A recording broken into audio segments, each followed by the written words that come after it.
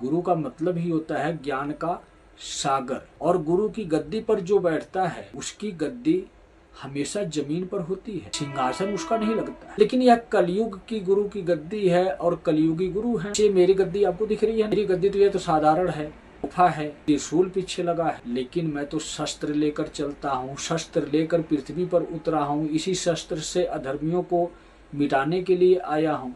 तो मेरी पहचान ही शस्त्र है, इसलिए त्रिशूल है। लेकिन उनकी गद्दी में त्रिशूल या शस्त्र नहीं दिखेगा, शिव के प्रतीक का शस्त्र नहीं दिखेगा। उनकी गद्दी में तो सोना चांदी लगे होते हैं, 4 लोग सेवादार आगे पीछे घूमते हैं, अपने आप को दिखाते हैं कि हम तो बहुत महान हैं, हम तो बहुत ज्ञानी हैं। लेकिन कभी किसी को यह नहीं बताते हैं कि मेरे पास अपना ज्ञान नहीं, जितना भी ज्ञान है इन किताबों का रटा रटाया ज्ञान है, किसी दूसरे के विचार लिखे हुए वह ज्ञान मैं दुनिया में फैला रहा हूँ।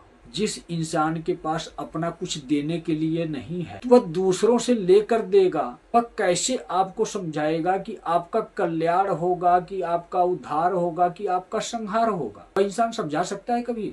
पास अपना ज्ञान ही नहीं है, उसके पास दिव्य दृष्टि नहीं हो सकती। वह इंसान दुनिया में क्या परिवर्तन चल रहा है, तो क्या परिवर्तन होने वाला है, दुनिया के अंदर जो इंसान रहते हैं, जीव जंतु प्राणी रहते हैं, जो इंसानों के लिए सुख सुविधा बनाई हुई है, तो कहाँ तक, किस स्तर तक दुनिया में सुख सुविधा मिटाई जाएगी, दुनिया में से इंसान जीव जंतु प्राणी मिटाए जाएंगे, उस इंसान को कैसे दिखेगा? वह तो कलयुगी राजा के भांति ही कलयुगी गुरु बन गया है, जगत गुरु बन गया है। नाम तो अपना दौड़ा पूरा लिखता है और दुनिया को यह दिखाता है मैं वेद और शास्त्रों का ज्ञाता हूँ। ज्ञाता वही इंसान होता है जिसको धर्म शास्त्र पुराण ग्रंथ कुछ भी पढ़ने की आवश्यकता ना पड़े, जो स्वयं में ज्ञान का भंडार हो। ज्ञान के सागर को ही गुरु कहा जाता है।